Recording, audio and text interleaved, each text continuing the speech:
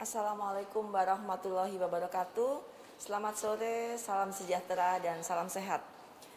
Kembali pada sore hari ini saya akan menyampaikan mengenai update COVID-19 di wilayah Provinsi DKI Jakarta. Sampai dengan hari ini, pada hari ini 9 Juni terdapat penambahan kasus positif sebanyak 234 kasus.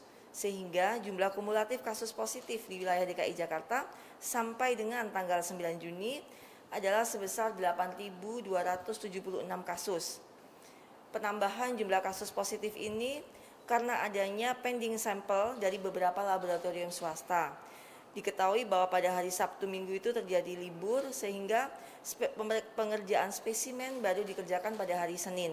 Sehingga hasil tes meningkat dengan pesat karena pelaporannya baru disampaikan pada hari Selasa. Selain itu terdapat penambahan jumlah orang yang sembuh dengan secara signifikan yaitu sebanyak 164 orang. Sehingga total orang yang dinyatakan sembuh ada sebanyak 3.369 orang. Sementara kasus meninggal ada sebesar 547 orang. Untuk pasien yang sampai dengan hari ini masih menjalani perawatan di rumah sakit, dilaporkan ada sebanyak 1.442 pasien. Sedangkan yang melakukan isolasi mandiri di rumah, dilaporkan ada sebesar 2.918 orang. Untuk orang dalam pemantauan atau ODP, berjumlah 17.746 orang, sedangkan pasien dalam pengawasan atau PDP, ada sebesar 12.406 orang. Berikutnya adalah informasi mengenai pemeriksaan laboratorium PCR di DKI Jakarta. Pemerintah Provinsi DKI Jakarta telah berupaya untuk meningkatkan kapasitas dari pemeriksaan metode real-time PCR. Di antaranya adalah dengan membangun laboratorium satelit COVID-19. Laboratorium COVID-19 ini ada dua. Yang satu berlokasi di lahan RSUD Pasar Minggu, sementara satu lagi berlokasi di RSUD Durensawit dan sudah beroperasi sejak 9 April 2020.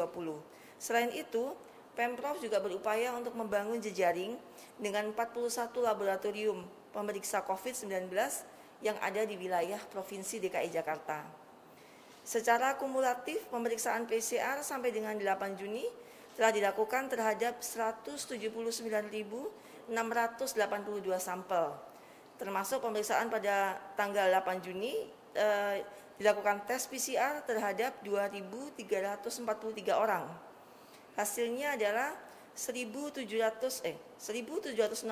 orang dari pemeriksaan itu dilakukan untuk menegakkan diagnosis baru dan hasilnya adalah 194 positif, sementara sisanya 1.824 hasilnya adalah negatif. Selain itu terdapat tambahan 40 hasil pemeriksaan pada hari-hari yang sebelumnya dari beberapa laboratorium swasta sehingga total kasus baru ada sejumlah 234 kasus positif. Untuk rapid test, pemeriksaan masif secara selektif masih terus dilakukan di beberapa kelurahan yang terpilih. Pemilihan kelurahan ini dilakukan melalui kajian epidemiologis juga dengan memperhatikan kepadatan penduduk. Sehingga kemudian terpilih ada 58 kelurahan untuk dilakukan rapid test tersebut. Sasarannya ditujukan kepada warga lansia, warga dengan kasus penyakit tertentu, dan juga pada kelompok ibu hamil. Sampai dengan saat ini yang telah menjalani rapid test tercatat sejumlah 170.378 orang. Hasil reaktifnya adalah dari sekitar 4% orang yang diperiksa. Rinciannya adalah 6.232 yang menunjukkan hasil reaktif COVID-19, sementara yang menunjukkan hasil non-reaktif sejumlah 164.146 orang. Untuk kasus positif, akan ditindaklanjuti dengan pemeriksaan swab secara PCR, dan apabila hasilnya positif, kemudian akan dilanjutkan rujukan ke Wisma Atlet atau rumah sakit rujukan COVID atau dilakukan isolasi secara mandiri di rumah.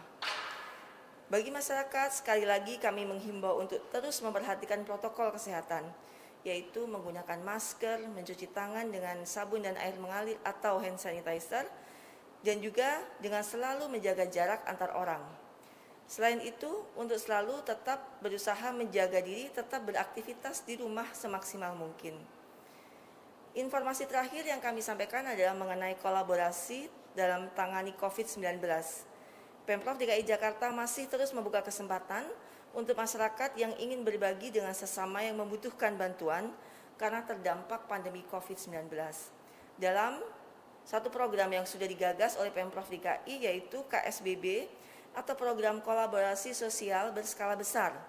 Masyarakat dapat memberikan bantuannya berupa bahan makanan pokok, makanan siap saji, hingga uang tunai.